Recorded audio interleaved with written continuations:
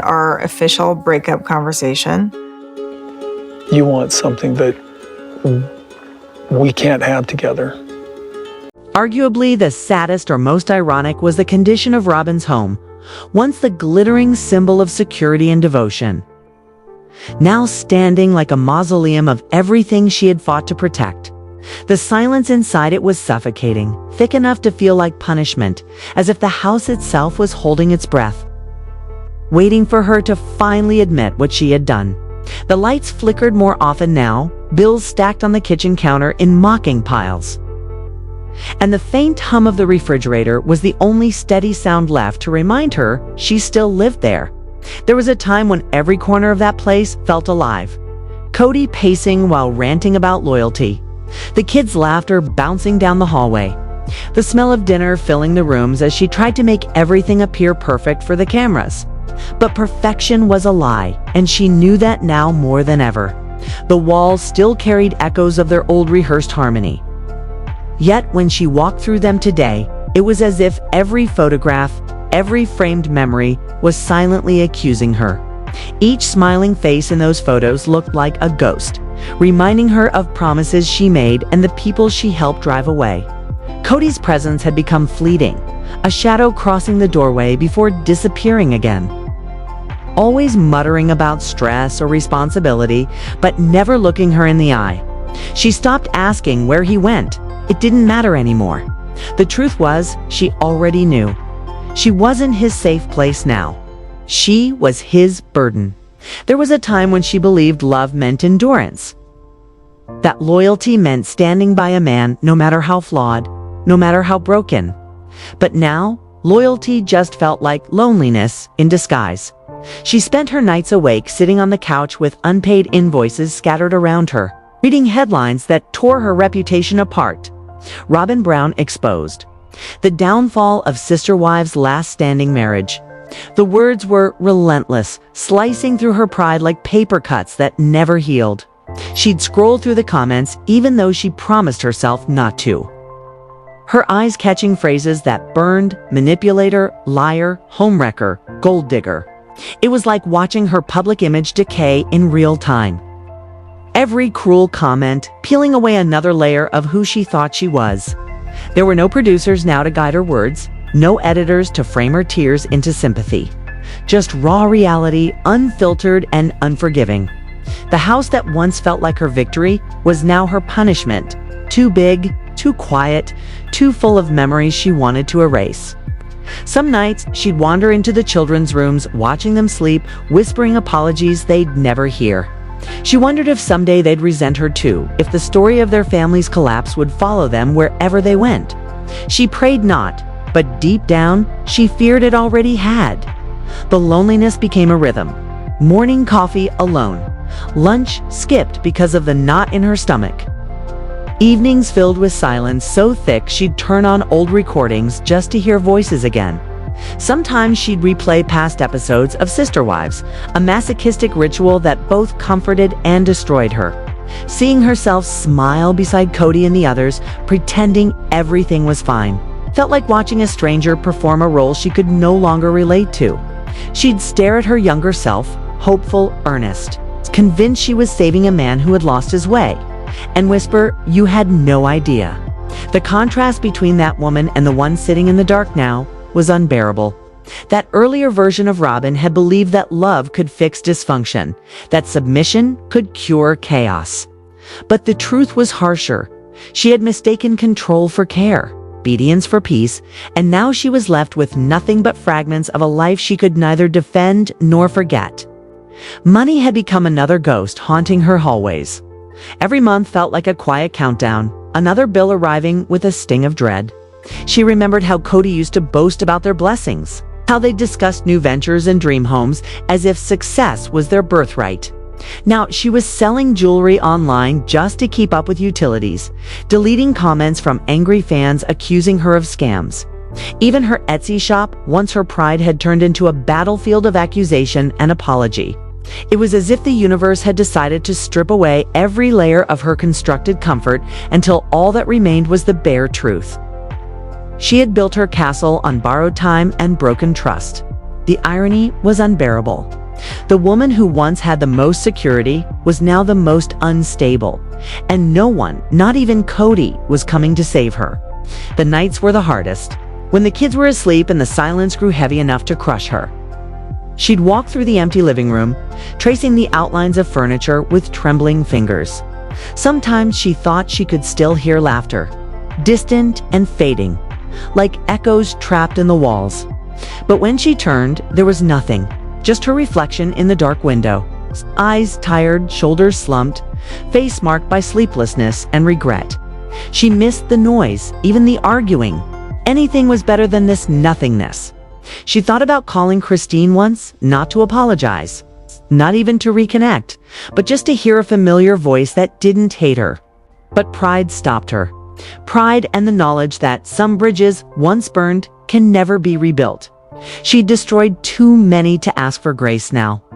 Sometimes when exhaustion blurred her thoughts, she'd step outside onto the porch, staring at the empty driveway where Kody's car used to sit. The air was sharp, clean, almost cruel in how alive it felt compared to her hollow world inside. Neighbors had long stopped pretending not to watch. She could feel their eyes behind curtains, their whispered gossip floating through the cold night. Once she had been admired, the last loyal wife, the symbol of endurance. Now she was a spectacle of downfall, the woman who had everything and ended up alone. The thought made her chest tighten, a physical ache she couldn't breathe through. She wondered if this was how it felt to be punished by your own story, to be both the villain and the victim, condemned by the same choices that once felt righteous. There were moments, rare and fleeting, when she tried to fight back. She'd wake up determined to fix things, to rebuild her reputation, to remind people that she was human, not a headline. But every time she tried, reality smacked her back down. Opportunities vanished. Trust was gone. And even Kody, her once unshakable partner, seemed to view her through a lens of quiet resentment. Their conversations had turned mechanical, stripped of affection. Sometimes he'd say, "We'll get through this," but his tone betrayed him. She could tell he didn't believe it anymore. Neither did she. Their love had become a performance long after the audience had stopped watching. And when the cameras left, so did the illusion. Her guilt was a constant companion. It lived in the quiet moments between breaths, whispering in her ear that maybe Christine and Janelle had been right all along. Maybe she had taken too much, demanded too much, controlled too much. She remembered every argument, every time she'd told Kody that the other wives didn't respect him enough. Every tearful plea for more attention. Every instance she had convinced herself she was protecting their family when she was really protecting her ego. Those memories gnawed at her now, replaying in loops she couldn't escape. She thought about calling Kody to apologize for all the things she said when she thought she was winning. But how do you apologize for building your happiness on someone else's heartbreak? There weren't words for that kind of regret. As weeks blurred into months, her isolation deepened. The house became both her refuge and her prison. The kids, now old enough to sense the tension, spoke less and avoided her questions. The sound of their doors closing felt like tiny rejections she couldn't confront.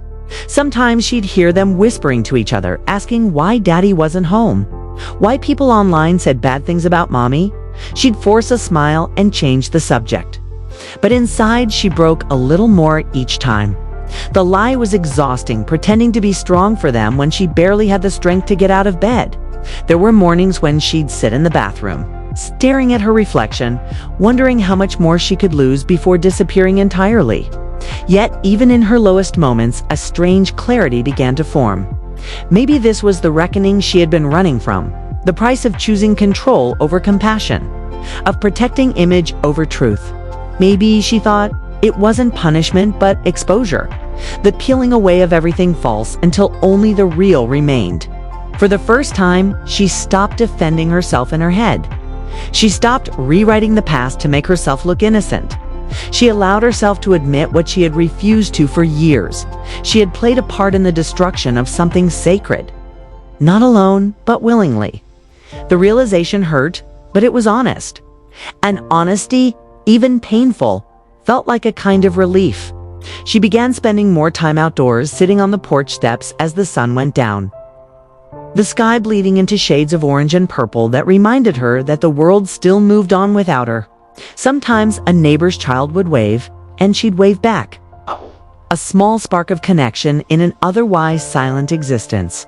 It wasn't redemption, but it was something, a sign that maybe she could still exist in this world beyond the scandal. She started journaling again, filling pages with thoughts she'd hidden for years. Not excuses, not defenses, just truths.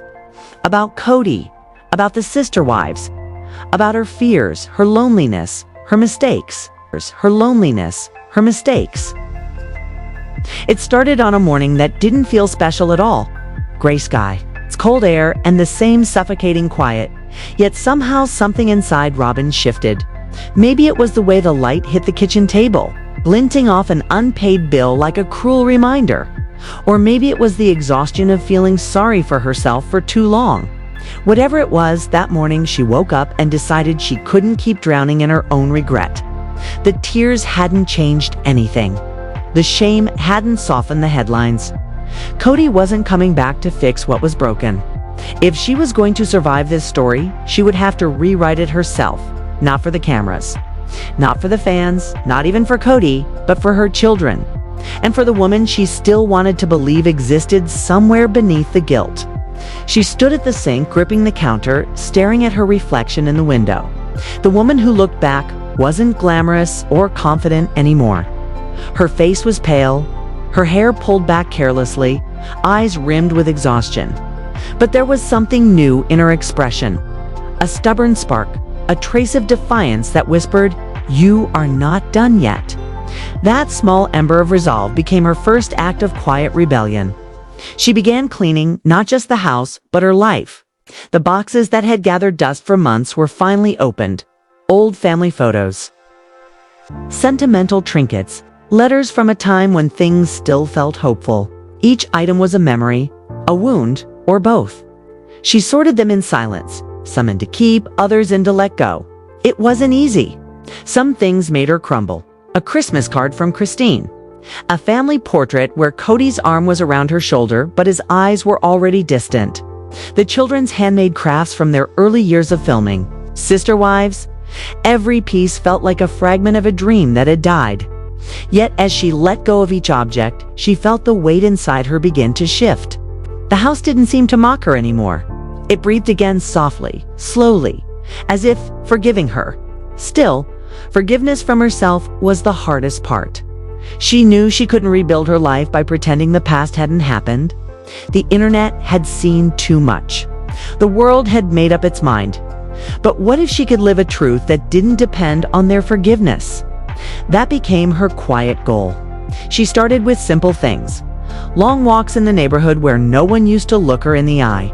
Now, a few people nodded. Some days she'd buy coffee at the corner cafe, or the barista, a young girl who once asked for a photo years ago, now offered her a gentle smile without judgment. It wasn't much, but it was something.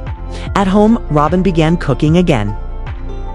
Not for anyone else, not for show, but for herself and her children. She'd make small dinners, nothing extravagant, just comfort food. Mac and cheese, soups, pancakes for dinner. Simple meals that smelled like normalcy. The kids noticed the difference. They laughed more, lingered in the kitchen longer, and slowly the house started to sound alive again. One night, as they ate together, her youngest asked if Daddy was coming back. Robyn froze, spoon in hand, unsure of how to answer. She didn't want to lie, but she didn't want to break their hearts either. So she said quietly, "Maybe not like before, but we're okay. We'll be okay." And for the first time in months, she almost believed her own words. But healing wasn't linear. Some days were dark again, triggered by a social media post, an unexpected photo, or a message from Kody that felt more like duty than affection.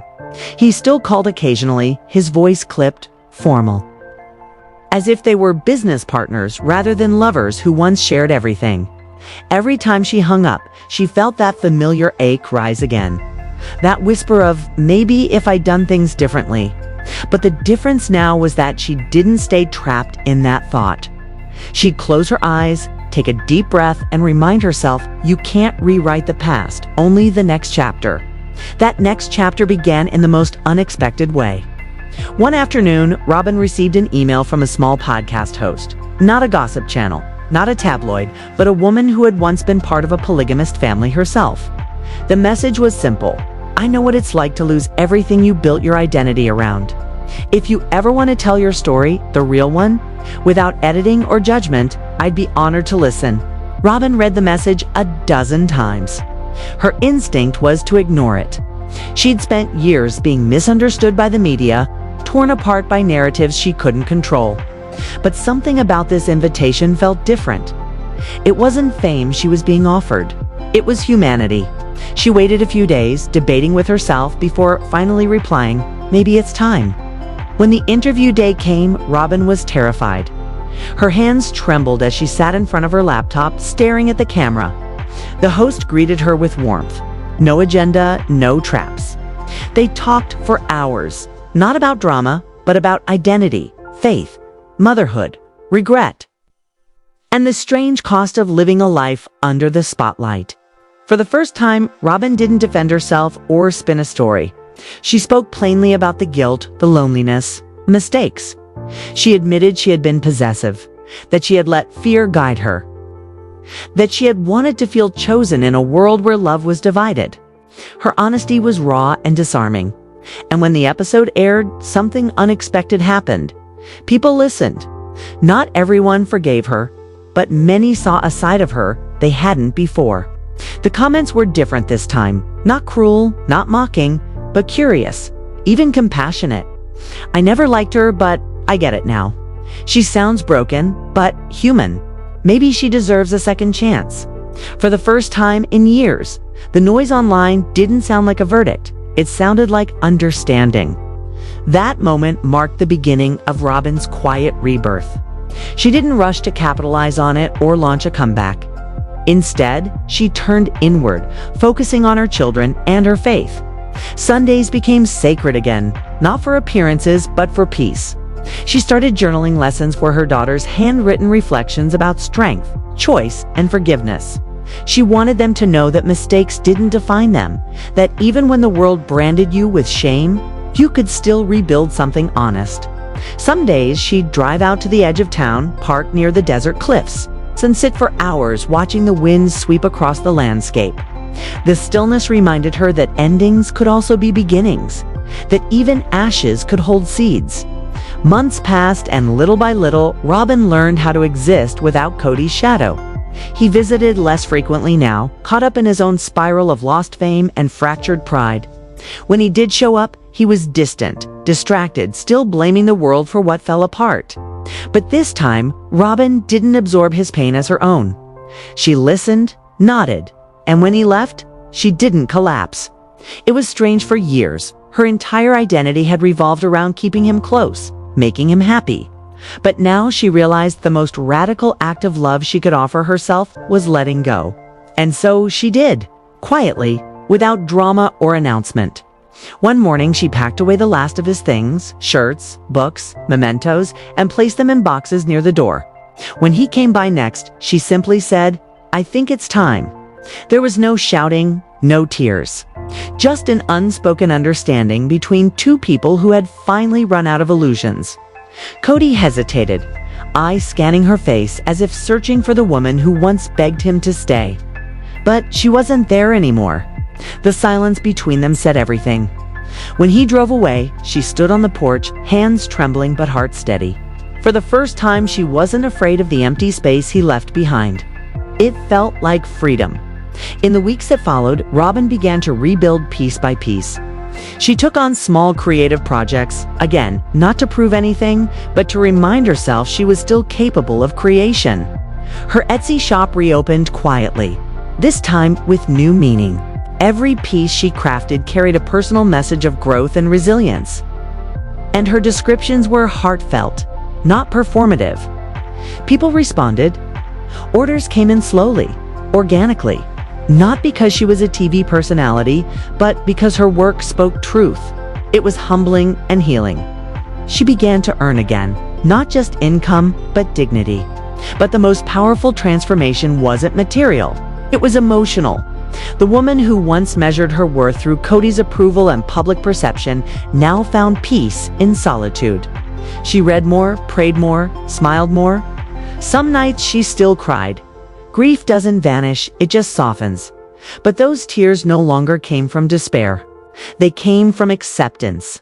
The kind that feels like exhaling after years of holding your breath. And though she never sought attention again, word spread quietly that Robyn Brown, the woman once blamed for breaking a family, had found her voice. Not on a stage, not on a show, but in the quiet redemption of living truthfully. Fans who once condemned her began sending letters, stories of their own brokenness, forgiveness, and survival. She read each one, realizing she wasn't alone in her fall, nor in her climb back up. It wasn't a fairy tale ending. Life rarely is. The past still lingered, scars still itched, and sometimes she caught a reflection and flinched at the memory of who she used to be. But she no longer hated that woman. She understood her now, her fear, her need to belong, her desperate belief that love could be controlled. Understanding didn't erase the pain, but it gave it purpose. And that, she realized, was what redemption truly looked like. Not erasing the past, learning to live with it honestly, humbly, and free. Honestly, humbly, and free. It happened when she least expected it, not during a breakdown, not in some dramatic moment of confrontation, but on an ordinary afternoon when the past quite literally knocked on her door. The sound was sharp, hesitant, familiar. For a second, Robyn froze, her mind racing through possibilities. A delivery, a neighbor, maybe even Kody again. But when she opened the door, it wasn't any of them. It was Christine. Standing there, arms crossed, face calm but unreadable. Like someone who had rehearsed this moment 1,000 times and still wasn't sure what to say. Time stopped. The years of tension, the bitterness, the tears, the televised confessions. All of it condensed into that one instant where two women who had once shared the same husband now stood as two strangers bound by a lifetime of silence. Robyn's breath caught in her throat. The last time they had seen each other in person, words had been sharp, walls had been high. And forgiveness was a word neither could imagine. But now, Christine's eyes weren't cold. They were steady, tired, and to Robyn's surprise, compassionate. "Can we talk?" she asked softly. And just like that, Robyn's carefully built composure began to tremble. She stepped aside without speaking, letting Christine in. The house, still modest and quiet, carried the scent of coffee and candles, small comforts Robyn had grown used to in her solitude. Christine walked slowly through the living room, her gaze catching on old photos still left on the wall. There was a moment of unspoken recognition, a shared understanding of what had been lost.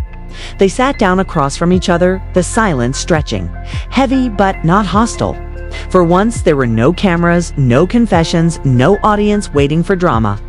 Just two women with too much history and too much pain. Christine spoke first. "I didn't come to rehash everything," she said gently. "I just came because I think it's time we both stop carrying this weight." Her words were simple, but they landed like thunder. Robyn felt something break open inside her, years of guilt and fear and misunderstanding bubbling to the surface. She wanted to defend herself, to explain, to cry, to run, but instead she whispered, "I'm sorry." Those two words filled the room like light breaking through a storm. Christine didn't respond right away. She just looked at her, really looked at her. It's quite the way you look at someone you've spent years trying to hate but can't anymore. Then she nodded. "I know," she said. And that was it. No long speeches, no dramatic closure, just truth and acceptance. Raw and real. In that moment, Robyn realized something powerful. Forgiveness isn't about being right or wrong. It's about freeing yourself from the story that's kept you prisoner. That afternoon turned into hours of quiet conversation. Not about Kody, not about blame, but about healing. They talked about the kids, about faith, about the strange emptiness that comes after chaos. Christine admitted she'd once prayed for Robyn to feel the pain she felt. But seeing her now, she realized she didn't want that anymore. "You've already lived it," she said softly. "We both have."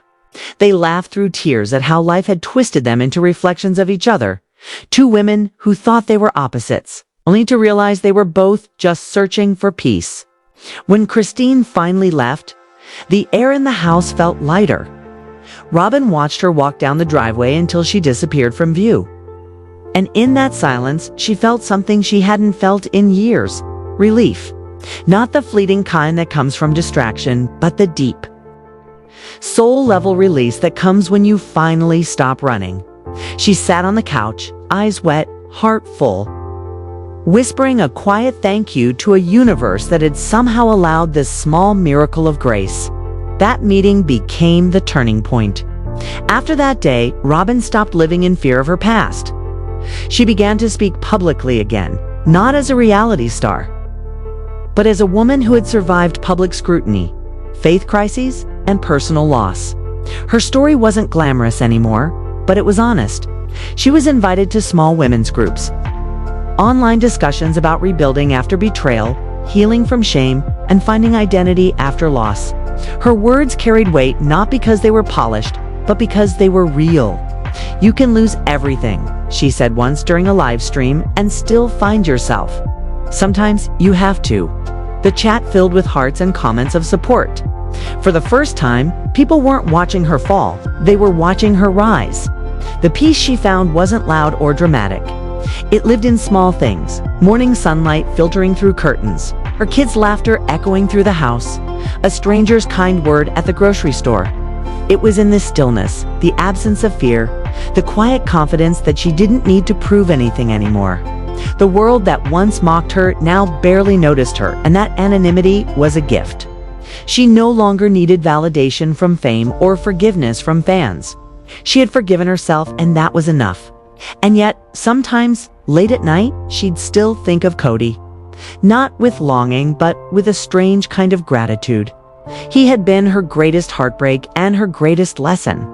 The love she once worshipped had destroyed her, but in the ashes of that destruction, she had found herself. She hoped he found peace too. Not the kind that came from control or pride, but the kind that came from truth.